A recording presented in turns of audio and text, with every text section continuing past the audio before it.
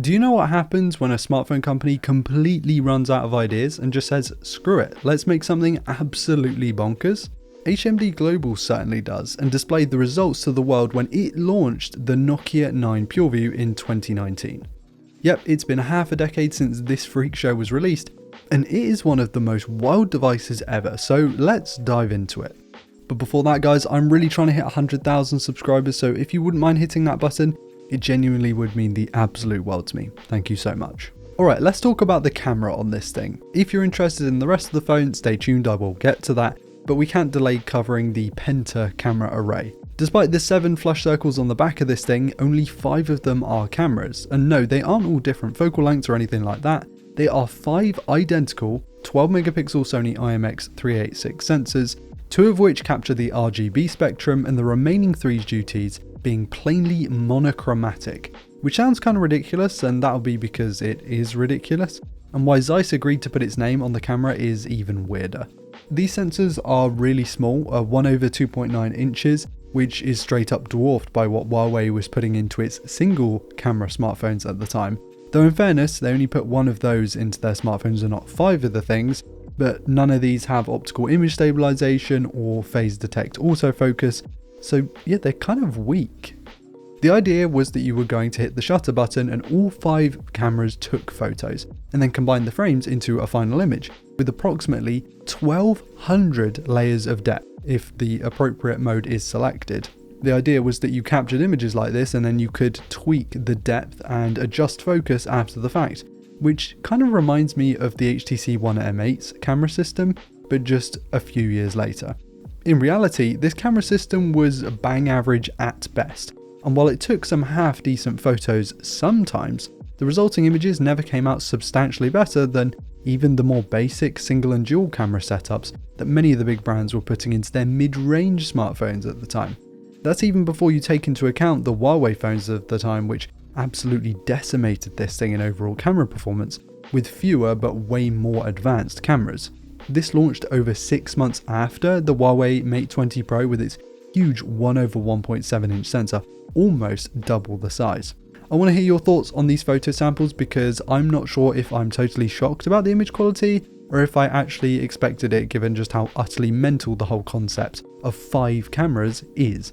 It just seems like a stupid idea from the get-go because the Pixel had been around already for like 3 years at this point and was already capturing way better images and videos with its substantially worse camera on paper.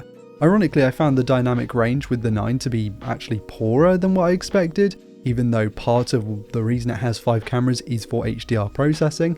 It's just not a very good camera system, which is kind of the whole point of it. It also takes absolutely ages to process images. Like, it's already a pretty buggy and stuttery camera from the get-go, but when you snap a picture and then go to check it out, you have to wait an absurdly long time before it returns the final product, which interrupts the whole experience. The craziness of the camera system certainly lived up to the legendary PureView branding, even if the quality ended up being pretty middling in the end. But as much as you might not believe me, that's not the only weird thing about the Nokia 9.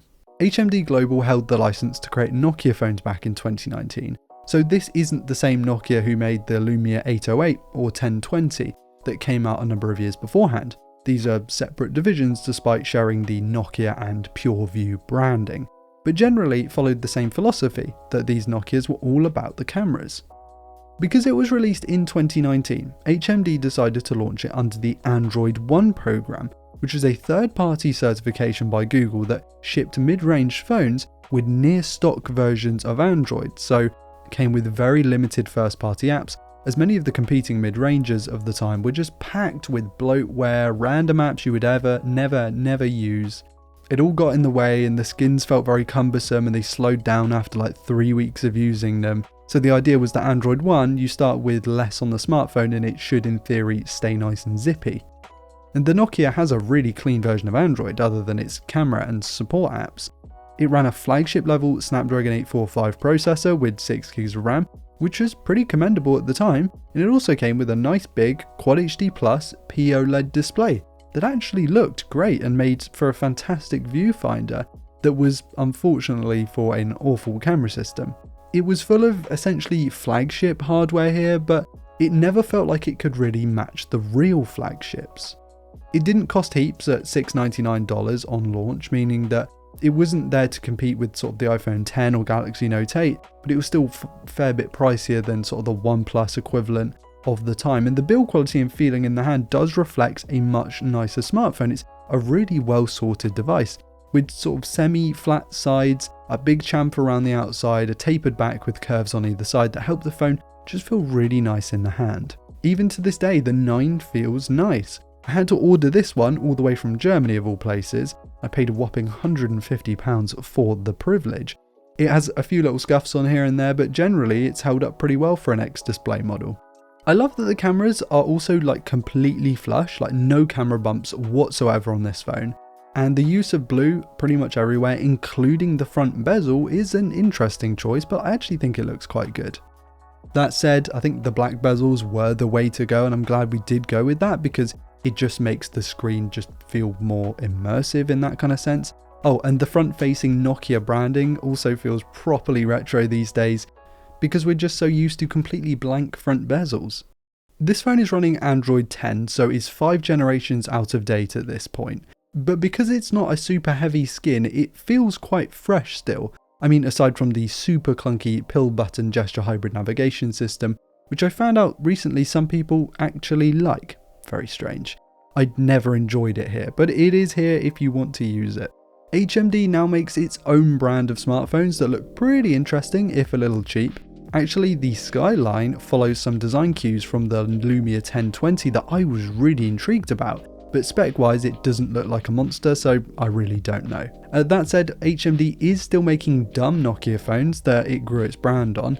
Though a little more up to date, it doesn't look like we'll see an official Nokia smartphone for a good while now though, which is a real shame, because the company just straight up didn't really know what it was doing.